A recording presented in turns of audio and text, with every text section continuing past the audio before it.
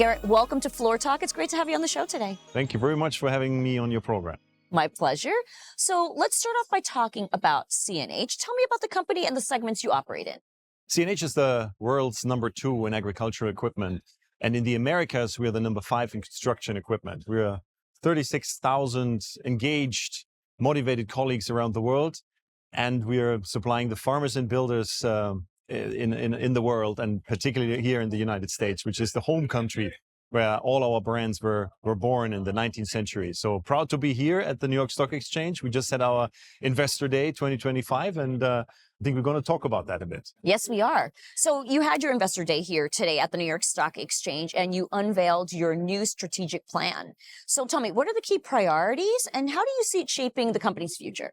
You know, we're in a cyclical industry. So when we are going and presenting our plan, we are always talking about the mid-cycle margins. That means when the market is on its average 10 years level, right?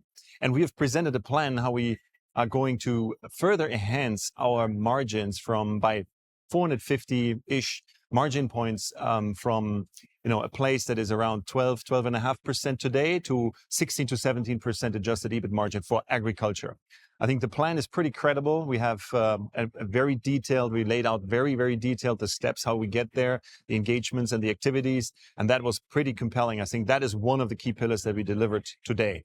The other one is for agriculture. We absolutely target, and we are today in many markets, but we target to be in every market, the #1 or #2 agriculture brand in all the product categories that we supply. And lastly, most importantly, we committed to an increase of 25% cash return to our shareholders through share repurchases and dividends out over the course of the plan, given the better marginality. So it was a great day.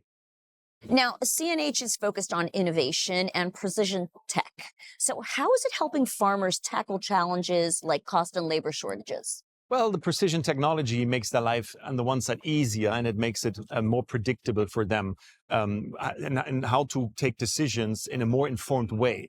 When to plant, when to harvest, and when to spray. I mean, there's just like a whole tech suite around the farmers' operations today that we are covering with our field ops, which is our farm management system, all the way down to the technology that sits inside the machines, whether it's the auto guidance or whether it's a certain spray technology that allows the farmer to only spray where they want to spray and cashing in great savings on basically, not spraying where there's just field.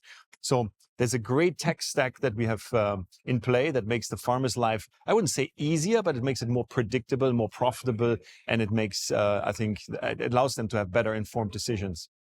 And Gerrit, how are automation and autonomy improving day-to-day operations for your customers? And can you give me an example of how? Well, there are a couple of autonomous technologies that we have. We have certain drones, obviously for spraying applications in South America.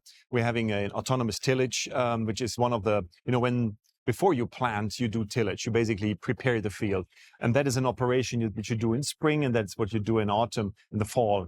And that automated tillage is something that we are offering very, very soon to our farmers, where basically you can have without an operator, have the machine do the tillage in the field and making sure that this is, done properly in the right way. While the farmer, who usually sits in the tractor or, does the tillage, would already start planning how to basically do the planting behind the tillage. So it's becoming really like a convoy of machines that are, plowing across the field and that do planting in one go right behind the tillage. So that is the automation that we have in play. But we have automation in flying and as well as in land-based systems coming over the next couple of years, even more so. Yeah.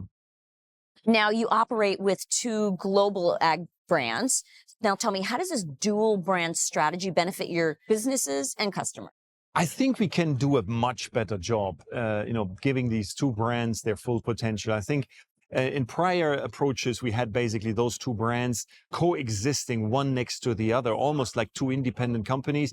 That wasn't really helpful because at times in some regions, the blue brand, which is the New Holland brand, thought like this, the red brand, which is the Case H brand, is the key competitor, and they were competing with each other internally, and that wasn't exactly the smartest thing to do. So what we're doing is we are bringing this under one roof multi-brand dealerships so that, under one ownership and one guidance, those brands are now acting in the interest and behaving in the interest and supplying in the interest of the farmer in the first place, but then also in our CNH interest to avoid this intra-brand competition, because competition for us is always green. All right. Now, based on the plan you provided to investors, where do you see the best growth opportunities, Gerrit?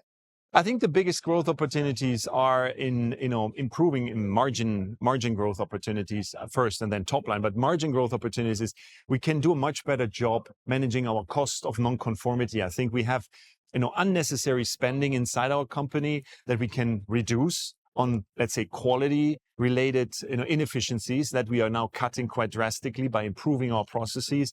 That will drive better machines, higher quality machines, that will drive better pricing for new machines and better net price realization also for used machines. And overall, much happier farmers. And with that, we obviously will gain more market share, having machines that are even more desirable than they are today, because today we have clearly the leading combine lineup. The best combines in the markets are from New Holland and Case IH with our new generation, our next generation Class 8 to 11 combines. And we're going to repeat the same success very soon with our tractors as well. So quite exciting to see how we grow margin and top line at the same time. All right. Well, Gerrit, it's been wonderful to talk with you here at the New York Stock Exchange on your Investor Day. Thank you for joining me. Thank you very much. Looking forward to coming in.